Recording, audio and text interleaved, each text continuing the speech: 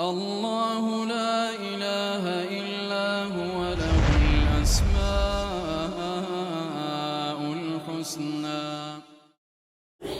But during the ups and downs, we should always wait for the mercy of Allah subhanahu wa ta'ala and not lose the hope, not lose hope at all. And say, inshallah, it will get better. This imagination and mentality that we have, that in everything we take a natija and a result of being negative.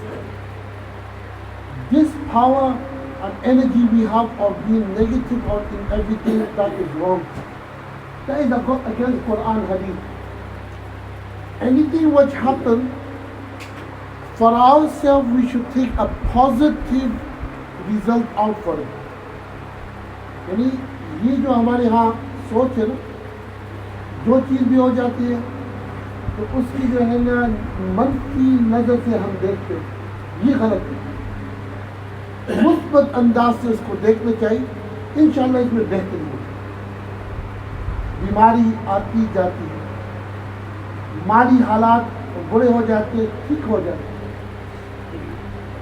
मुसीबतें आती जाती है, औलाद बिगड़ जा सकते हैं, लेकिन ला तक़नतू मिन रहमत। Allah subhanahu wa ta'ala has shown this to Anbiya alayhi salatu wa salam too. And his examples full of that in Quran and Hadith of Rasulullah sallallahu alayhi wa sallam. When Musa alayhi salatu wa salam was ordered by Allah subhanahu wa ta'ala, idhab ila fir'auna innahu tagha. Allah subhanahu wa ta'ala said to Musa alayhi salatu wa salam, go and do tabligh to Fir'aun and convey the message of Allah subhanahu wa ta'ala. Tell him there's only one Allah subhanahu wa ta'ala, because Fir'aun said, Ana Rabbukumul A'la. The conclusion is, when Musa alayhi salatu wa salam went to Fir'aun with his brother Harun alayhi salatu wa salam, first he criticized Musa alayhi salatu wa salam. Yeah, he criticized Musa alayhi salatu wa salam. So doing tabligh, giving the message of Allah subhanahu wa ta'ala, that one Allah subhanahu wa ta'ala, la ilaha illallah, is not easy. You know, someone can say, anyone can do it. No, you can't. You have to have the heart and courage to do it. You have to be very brave. Yeah? So this is the braveness of Musa alayhi salatu wasalam.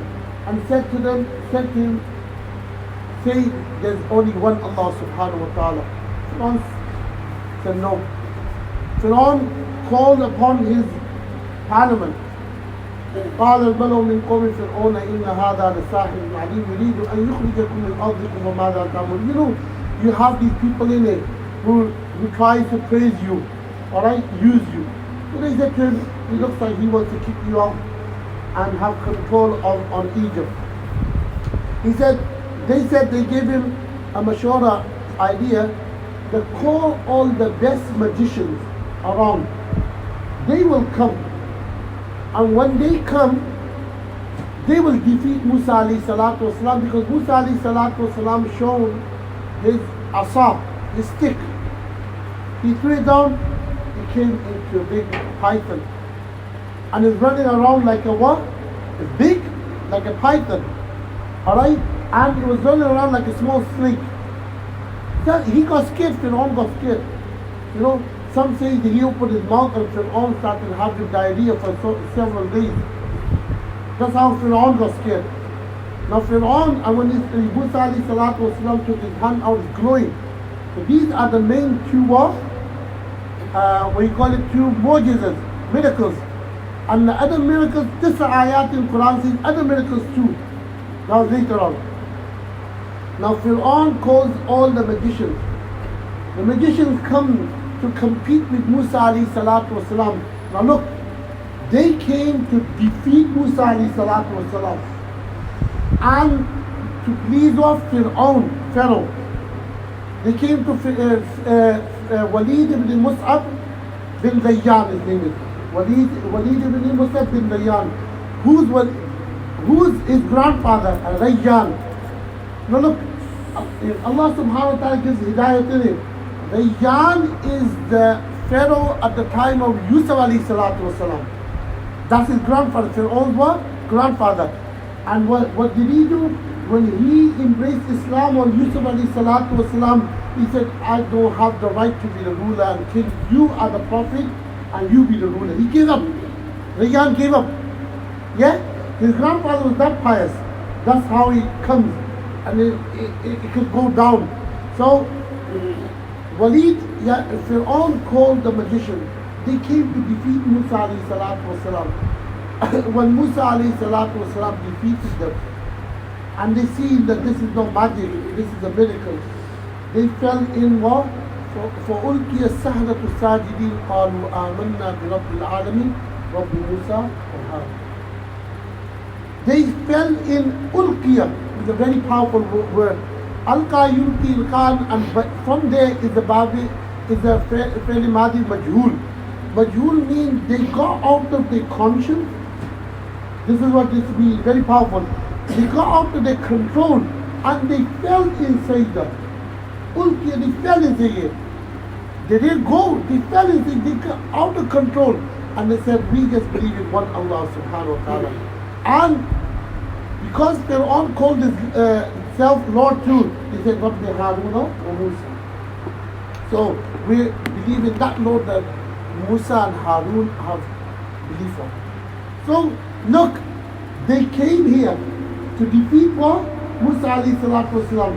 But Musa alayhi salatu wasalam seen the deviation, how they were deviating, how were they off the path. But he didn't lose hope on Allah subhanahu wa ta'ala. He still gave them tabligh and they embraced Islam. So in the morning they were kafir. In the morning they were kafir. In the evening they embraced Islam, they became Muslim Jannati. And he says they were such Jannatis, alright, that Fir'aun said, لَأُقَطِّعَنَّ أَيْدِيَكُمْ وَأَرْجُلَكُمْ مِنْ خِلَافٍ وَلَأُصَلِّبَنَّكُمْ ثُمَّ لَأُصَلِّبَنَّكُمْ أَجْمَعِينَ. Two ayahs. So he said, Fir'aun told them that I will cut your hands and what? Feet. Then I will crucify you too. So Fir'aun is the first person who crucified people. But they said, no, we're ready. We're ready to sacrifice anything, but we're not ready to leave Islam. So Musa alayhi salatu wasalam did not lose hope on Allah subhanahu wa ta'ala. And there's so many examples like that. Let me just say one thing. Hazrat Maulana Shaykh Thanvi Rahmatullah Alayhi in Bayan al-Quran writes under this ayat. He says that when the magician came to compete with Musa alayhi salatu wasalam, they dressed just like Musa alayhi salatu wasalam. So for instance, Musa alayhi salatu wasalam had the amama or the hat on, and whatever category or color clothes he had, they wore the same uniform as Musa alayhi salatu wasalam. Same uniform. So same uniform of Salahan Anbiya alayhi salatu wasalam, pious people. So when they wore the same uniform, Allah subhanahu wa ta'ala loved that uniform and gave them tawfiq of iman. So we should also try to dress and look like Salaha, pious people. The Anbiya alayhi salatu wasalam, what did they dress like? What did they look like? What was their attitude? What was their adat, atawab? If we do that, inshallah ta'ala, Allah subhanahu wa ta'ala will give us tawfiq to be on the right path. Allah subhanahu wa ta'ala loves this too. Anyway, this is what Mufassirin has written. Give you another example. Hatim al-Asam. Yeah, Hatim bin Unwan al-Asam. Hatim is a pious son from Salaf Salihin, and he's in the third generation. His name is Hatim. Al-Asam why is it laqab? Why was it given? Let me give you an example of how pious he was. So one lady one day, Asam means what? Deaf. Alright? Asam means what? Deaf. So he wasn't deaf. But he was called deaf. Why? So he says that one day a lady came to ask a masala. So she asked him, and while she asked him, she lost wind. Yani hawa khari ho. And people in those days, maybe not nowadays, but in those days, they used to be embarrassed of kharijin, taking wind out and someone here in the wind or smell in the wind. They used to get embarrassed. People have left their villages because once they pass wind. Yeah? But nowadays, no haya, no practical haya, something like that. Anyway, so she got embarrassed. Hatim realized. So he said to her, Irfa'i sawt, raise your voice. So she thought, oh, he's what? Deaf. She got happy, he's deaf, he didn't hear me passing wind. And then she propagated this that he's what? Deaf. But he done that so she doesn't get embarrassed. This is how pious was. So this kind of thing we have to learn too, not embarrassing each other. We like to embarrass you. If I hear something or you hear something about me, we will go around, we say, and the first thing we do, we make a video of that. It goes to WhatsApp, it goes to FaceTime, it goes to Twitter, and all these rubbish things that's going around. And we embarrass them, and we forget that if we are in that area, in the return, what will happen? Receiving area, what will I do? Well, how will I feel? Always put yourself in the receiving area. Anyway, the receiving point. So that's why he was called Hatim al-Asam. But let me give you a story of him not losing the hope of Allah subhanahu wa ta'ala. One day he was sitting down and he was very sad, worried and sad. His young daughter came and said to him, why are you sad and worried? He said to her that I want to go to Hajj. I want to go to Hajj. And in those days, the trip to Hajj was not easy. You needed provisions, you needed a lot of time too, and you needed the strength too. He said, I don't have the provision to go to Hajj, my daughter. And also, when I go to Hajj, I only have 3 days provision for the family. And I'm worried, I really want to go Hajj. His daughter said that tawakkal ala Allah. Go to Hajj. Allah subhanahu wa ta'ala will provide for us, and you make dua, I'll make dua too. Young girl saying, I will make dua, Allah subhanahu wa ta'ala will supply us with all the provisions. That's وَمَا مِن دَابَةٍ فِي الْأَرْضِ إِلَّا عَلَى اللَّهِ رِزْقُهَا. And she indicated, وَيَرْزُقُ مِنْ حَيْثُ لَا وَمَنْ يَتَّقِ اللَّهَ يَجْعَلْ لَهُ مَخْرَجًا وَيَرْزُقُ مِنْ حَيْثُ لَا يَحْتَسِبُ. Whoever fears from Allah subhanahu wa ta'ala and loves Allah subhanahu wa ta'ala, acts on the Sharia of Allah subhanahu wa ta'ala, Allah subhanahu wa ta'ala will make an exit for them. Exit, a way out. Makhraja is a very powerful word. Allah subhanahu wa ta'ala will make an exit for them. She said that Hatim got strong and he made the intention to go for Hajj. He leaves the house with only 3 days provision for the family. He leaves the house and he heads towards Hajj. So in those days, there used to be caravan going ahead, carefully. So he followed one caravan for direction. He's following behind them. And they're going. Suddenly what happened, the Amir of the caravan, the leader of the caravan, got bitten by a scorpion. Yeah? He got bitten by a scorpion. When he got bitten by a scorpion, he needed 2 things. He needed a tabib, he needed a doctor, and he needed someone to do ruqya on him and do dua for him. So they found Hatim behind, walking behind, they recognized him, and they said, could you come and do dam and ruqya on our Amir? He said, okay. He started doing ruqya and dam and reading Quran on the Amir, and he got better. What happened is the Amir said to him that your provision to go to Hajj, Dhihab or Iyab, is on me. All your provision, all the journey going and coming back home, your provision is on me. So Allah subhanahu wa ta'ala showed, La taqnatu min rahmatillah. Don't lose hope from, never lose hope. Yeah? Now, he said, Ya Allah, he said to himself, Ya Allah, you have showed me that never lose hope from you. You showed me, what about my family? Ya Allah, make it easy for my family. After 3 days, his daughter and the family loses all the provision they have nothing to eat. His daughter is making dua, Ya Allah, help us. You are Razzaq. You are the one that gives food. She said this to Allah subhanahu wa ta'ala. Her mother is very angry. Yeah, she loses temper, she got a young kid. She said to her that you are laughing, you are happy. And you're not feeling from Allah. You're the one that sent your father. Now what's going to happen with us?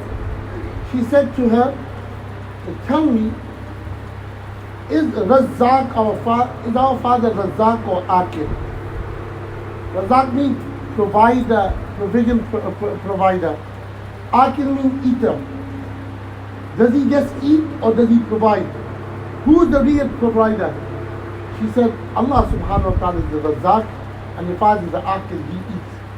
So the provision provider is who? Allah subhanahu wa ta'ala. Not you, not your father. She said, if Allah subhanahu wa ta'ala is the Razzaq, he's still here. Allah subhanahu wa ta'ala provides. In that time, there was a governor passing through that village. And when he was passing, the Amir al-Mu'mineen, governor, he was passing through that village, he got thirsty. So he sent a guard to the house of Hatim. He did not know this is the house of Hatim. He knocks the door and he says to the family of the Hatim that our Amir, our guard, needs something to drink. Could you bring something to drink? So the daughter and the family gets water and takes the water to the guard and says, give this water to your governor. He drank the water. And because the provider, when you give something with ikhlas, with sincerity, there's sweetness in it. There is sweetness in it. Give 1 pea to someone and give it with the open heart, with love, alright, and you see the sweetness in it. But when the ladies cook in the house with their heart, there's sweetness in it. They don't want to cook, alright, or if they don't like something and they cook it, alright, there's no sweetness in it. So they got simple water, normal water. The Amir al-Mu'mineen, the governor, drank the water. And he said, in this water there's a sweetness. Where did you get this water from? The guard said, I got this water from Hatim's house. He said, the very known Hatim, she said, yes. The guard said, yes. He said, oh, I have to pay a visit to him, say salam to him, and give them a gift too. The guard said, Hatim is gone to what Hajj? He's not here, his family is here. So the governor said, Hatim is gone Hajj. So this is our responsibility to provide food and provisions for his family. The guard said, okay, then do whatever you want to do. He takes the sack out of his pocket. In the olden days you have the coins in the sack. Nowadays you have it under your mattresses, under your carpet. So he takes the sack out and gold coin. And towards the house of Hatim, he doesn't go to the house, right to the house. He doesn't knock the door. He knocks the door, but he doesn't hand in hand. He shuns it, he throws it like that.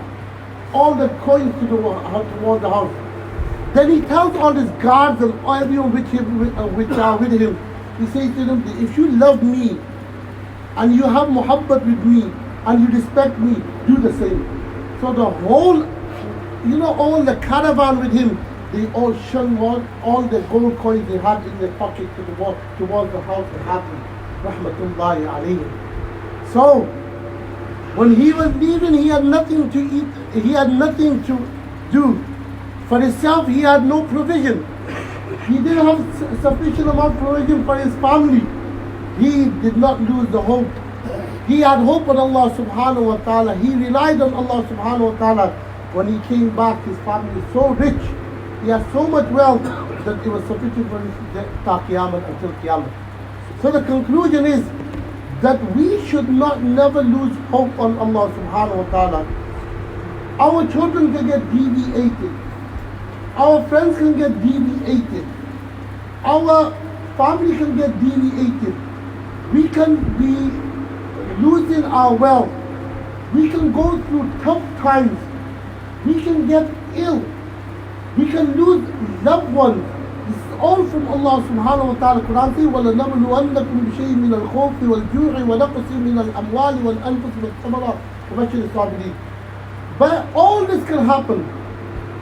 Same happened to so many examples of Quran. Like Yusuf alayhi salatu wasalam was thrown in the well. And basically from his brother, they murdered him from their behalf. But he did not lose the hope from Allah subhanahu wa ta'ala. He came the ruler. The same brother came by him.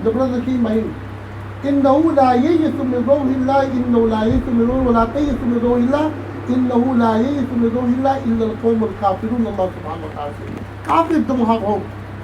So whenever times are tough, always think positive, not negative. And say, inshallah ta'ala, Allah subhanahu wa ta'ala brings good times. Quran says, Inna ma'al usri yusra fa inna ma'al usri yusra. After every hardship, before that it will be easy, and after that it will be easy. We forget all the ease. When a bit of hardship comes, we forget, we lose hope. So my conclusion today is that I gave you a few examples that we should never lose hope. And always wait for the mercy of Allah subhanahu wa ta'ala. In everything that happens to us in this worldly life is because of the mercy of Allah subhanahu wa ta'ala. And remember, never think negative. The problem is we have a lot of negative energy going around. We should always think positive. Whatever happens is from Allah subhanahu wa ta'ala. Wa akhir da'wana. الله لا